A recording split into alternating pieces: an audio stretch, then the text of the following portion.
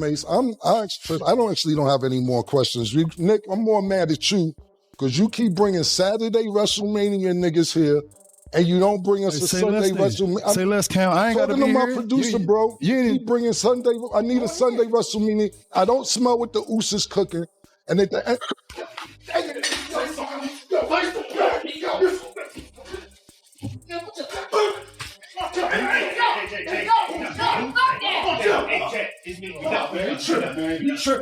One second, it looked like a normal entertainment interview, and the next second, everything flipped into chaos.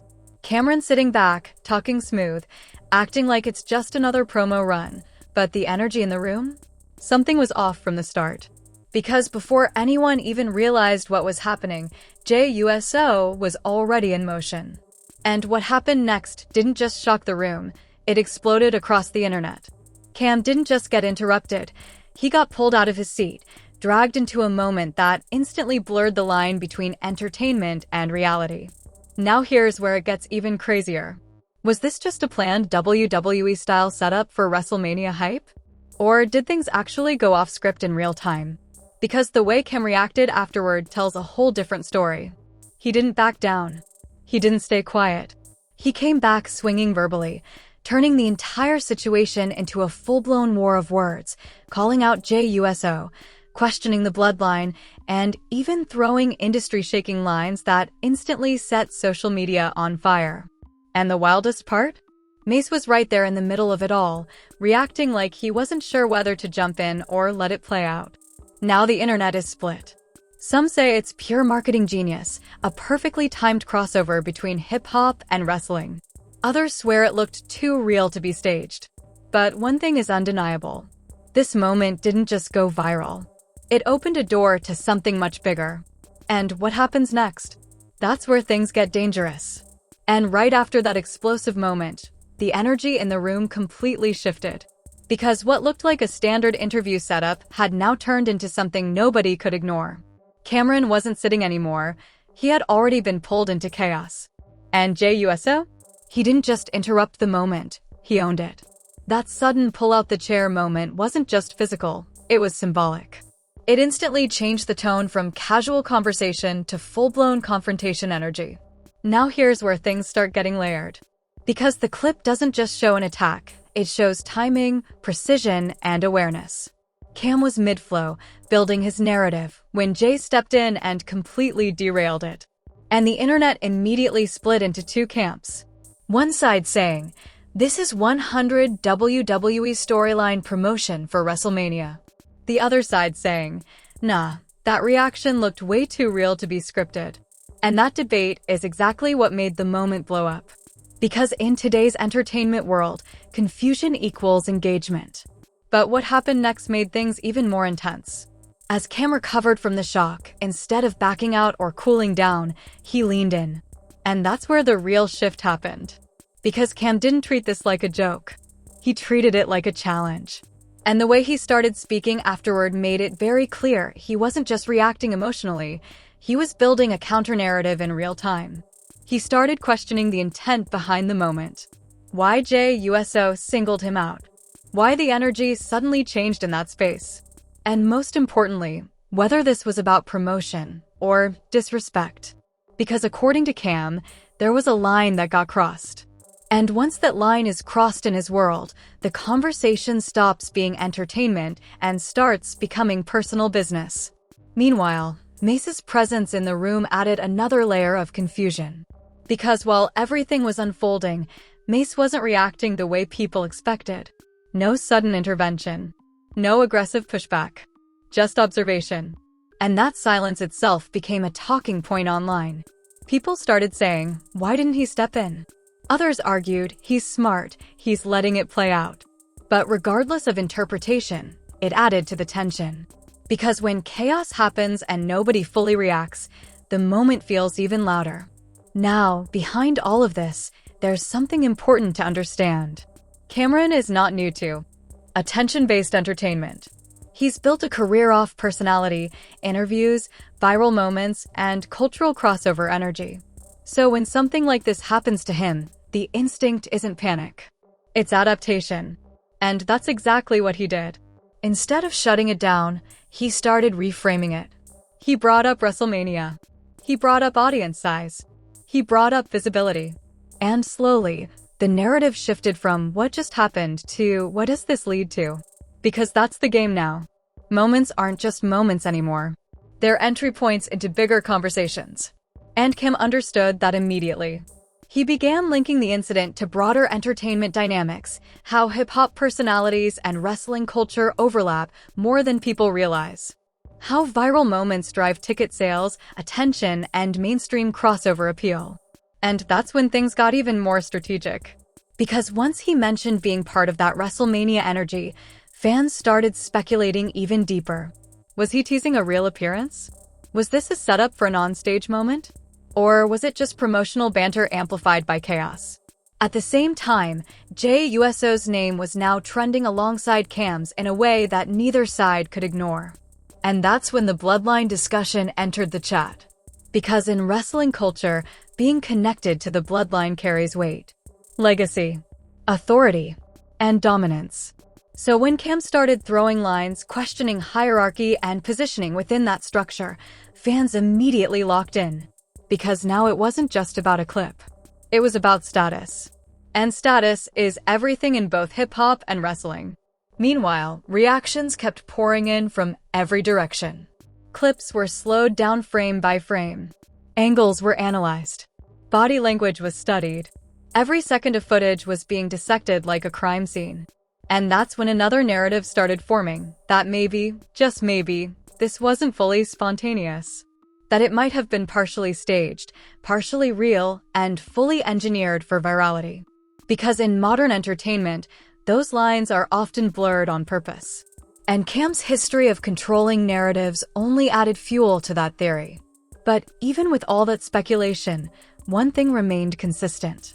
The moment worked. It got attention. It sparked debate. It pulled multiple fan bases into one conversation. Hip-hop fans, wrestling fans, entertainment commentators, all locked into the same clip. And that level of crossover doesn't happen by accident anymore. It's built, or it's exploited, or sometimes it's both. As the conversation continued, Cam began leaning deeper into the competitive framing of it all. He started positioning himself not as a victim of the moment, but as someone who now had a storyline to continue. Because once your name gets tied into a WrestleMania conversation, even indirectly, the internet doesn't let it go. And that's the power of timing. One clip, one interaction, one viral moment, and suddenly you're part of a much larger ecosystem. But underneath all of that energy, there was still an underlying question nobody could answer clearly. Was this respect or disrespect?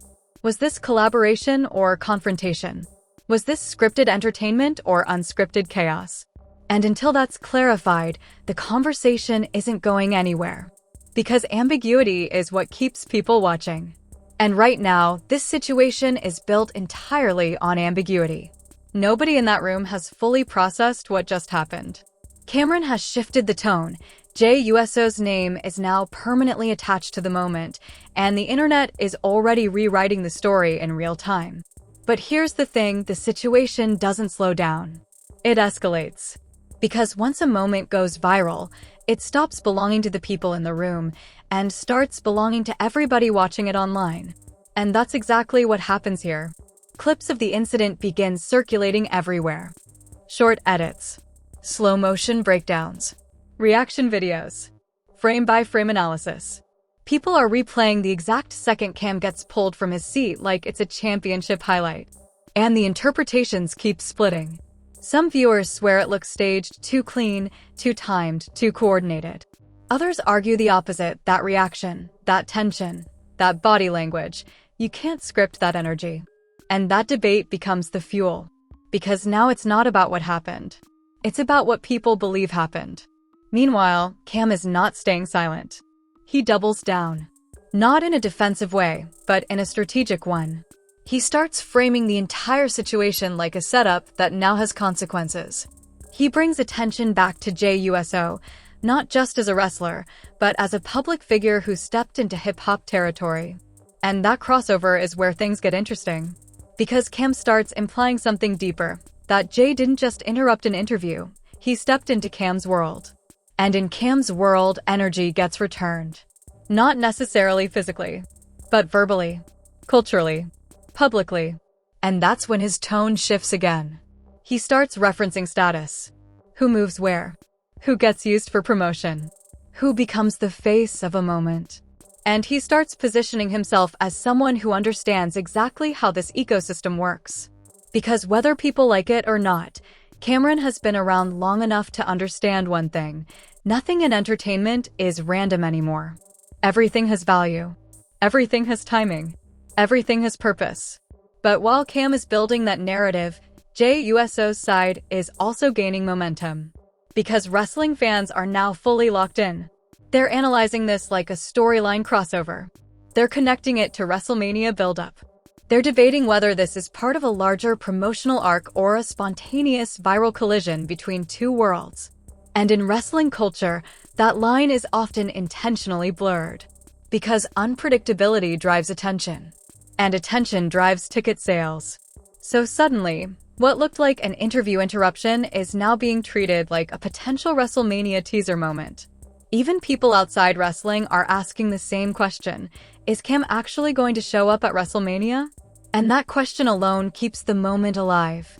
Because ambiguity is powerful. But here's where it escalates further. Cam begins addressing the idea that he's being pulled into a promotional cycle he didn't originally plan for. He acknowledges the attention. But instead of rejecting it, he leans into it. He starts speaking like someone who is now aware of his place in the storyline. And that shift is important. Because once someone starts acknowledging their role in a viral narrative, the narrative becomes self-sustaining. It feeds itself. And that's exactly what happens here. Meanwhile, Mace's role in the situation becomes another talking point. Because people still can't decide what his energy meant in that moment. Was he respecting the structure of the situation? Was he staying out of unnecessary escalation? Or was he simply not reacting at all? The internet, of course, fills in the blanks. Some say he stayed professional. Others say he should have stepped in. But either way, his presence adds realism to the scene. Because not every viral moment has equal reactions, and that imbalance makes it feel more authentic. Now, as the conversation continues online, something else starts happening. The moment begins evolving beyond the original clip. It's no longer just about Cam being pulled from a chair. It's now about crossover culture. Hip-hop versus wrestling. Interview versus performance. Real reaction versus staged entertainment. And that's when analysts start digging deeper into Cam's history. They point out how often he has turned random interactions into viral moments. How he understands timing better than most people in media spaces. How he knows when to escalate energy and when to let silence build. Tension. And that makes people question even more. Was this entire moment actually engineered for maximum impact? Because if it was, it worked perfectly. Every platform picked it up. Every fanbase discussed it. Every commentary channel broke it down. And every reaction added more layers to the story. But Cam doesn't stop there. He starts speaking about the idea of being the biggest name in the room. He suggests that attention always follows hierarchy. And in his view, moments like this happen because someone in the equation needed visibility. That statement alone sparks another wave of debate. Because now people are interpreting it as a direct reference to Jey Uso. Was Cam implying that the interruption was about relevance? About positioning? About promotion before a major event? Or was it just competitive talk being amplified by viral momentum? Nobody can agree. And that disagreement is exactly why the story stays alive. Meanwhile, wrestling fans start connecting dots that may or may not exist. They analyze WrestleMania timing. They look at promotional schedules. They compare past celebrity involvement in wrestling events. And suddenly, Camron is being discussed in the same ecosystem as major wrestling storylines. Which is exactly how crossover moments are supposed to work. They blur boundaries. They create speculation. They extend engagement. And they keep audiences guessing until the final moment. But even as theories build, one thing remains unchanged. The original clip is still the center of everything. That second when Cam gets pulled. That split-second reaction. That immediate shift in energy. That's the anchor. Everything else is interpretation. Everything else is expansion. And now the story is no longer about what happened in that room. It's about what happens next outside of it. Because Cam has already hinted that he's not done with the conversation. Jey Uso's name is now permanently tied to the moment. And WrestleMania weekend is approaching fast, which means attention is only going to increase from here. And in modern entertainment, attention is currency. So whether this was planned, half-planned, or completely spontaneous, the result is the same. It worked. And now the only thing left is the follow-up. Because viral moments don't end at the clip. They end at the response. And that response is still unfolding. The tension doesn't fade, it actually sharpens. Because now this isn't just a viral clip floating around social media anymore. It has turned into a full-blown storyline with momentum. Camron has already reacted, Jey Uso's name is trending, and the internet is no longer asking what happened. They're asking what happens next. And that shift is where things get dangerous in entertainment culture. Because once a moment becomes a what's next situation, it stops being about explanation and starts being about escalation. Cam, at this point, fully understands that reality. He doesn't try to erase the moment. He builds on it. He starts speaking like someone who has been pulled into something bigger than just an interview interruption. And the tone changes again. Now it's not frustration. It's positioning. He begins framing himself as someone who got caught in a crossover moment. Hip-hop meeting wrestling, media meeting performance, real energy meeting scripted chaos. And whether people agree or not, that framing works. Because it gives structure to something that looked completely unpredictable. Meanwhile, Jey Uso's side of the wrestling world continues to gain attention from it. Fans start connecting this moment to WrestleMania build-up energy. They start asking if this was an intentional promotional trigger. Because in wrestling, moments like this don't always happen by accident. Sometimes they're used to blur lines on purpose. And that's exactly what makes this situation so effective. It sits in that uncomfortable middle ground where nobody can confidently say, this was 100 real, or this was 100 staged. And that uncertainty is what keeps it alive. Cam continues feeding into that ambiguity. He references status. He references attention cycles. He references how names get pulled into narratives when big events are approaching. And without directly confirming anything, he keeps the conversation alive. Because in entertainment, the worst thing is silence. But Cam does the opposite. He keeps talking. He keeps framing. He keeps adding context that makes people look at the situation from multiple angles. And the more he speaks, the more layered the moment becomes. At the same time, the audience reaction becomes its own ecosystem. Wrestling fans break it down like storyline analysis. Hip-hop fans treat it like industry commentary. Casual viewers just see chaos and entertainment. And content creators? They see gold. Every angle gets dissected. Every expression gets slowed down. Every reaction gets re-uploaded with new captions. And that's when the moment officially stops belonging to the people in it. It belongs to the internet now. Meanwhile, Mace's presence or lack of reaction becomes a secondary debate that refuses to die. Some viewers say he was just observing professionally. Others say he should have stepped in. But the truth is, his neutrality actually adds realism. Because not every person reacts in chaos. Some people just watch it unfold. And that silence becomes part of the footage. Now, as the narrative expands, something important starts happening. The conversation shifts away from just what happened in that room and moves into why did it happen at all? That question opens the door to deeper interpretation. Was this a planned promotional crossover? Was Kim unknowingly part of a staged WrestleMania teaser? Was Jey Uso simply playing into entertainment storytelling? Or did two completely different entertainment worlds collide unexpectedly? Nobody has a confirmed answer. And that lack of confirmation is exactly what keeps it viral. Because certainty kills engagement. But uncertainty fuels it. Cam continues to lean into that uncertainty. He doesn't fully confirm or deny anything. Instead, he positions himself as someone reacting to an unfolding situation. And that gives him control of the narrative. Because whoever defines the meaning of the moment owns the moment.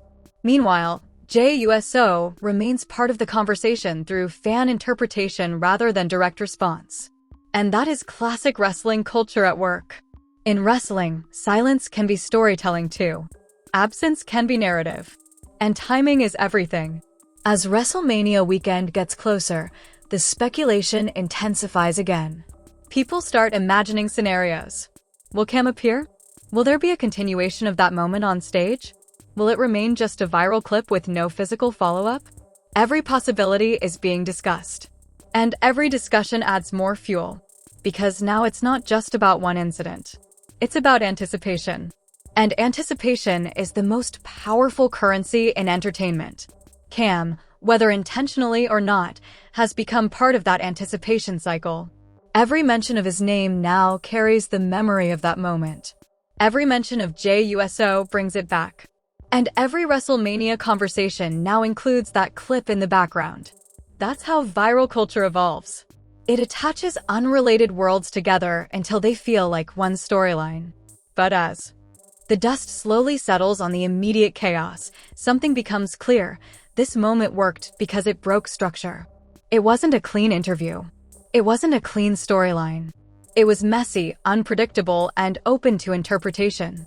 And in today's attention economy, that is exactly what wins. Because clean narratives get forgotten. But messy moments get replayed. And replayed. And replayed. Cam understands that better than most. That's why he doesn't run from it. He leans into it. He reshapes it. He extends it. And he lets the audience decide what it means. Jey Uso, on the other hand, benefits from a completely different system, one built on anticipation and event-based storytelling. And when those two systems collide, hip-hop virality and wrestling narrative structure, you get something like this. A moment that no one fully controls, but everyone benefits from. So where does it end? The honest answer is it doesn't end cleanly. It ends in continuation, in references, in callbacks, in future mentions.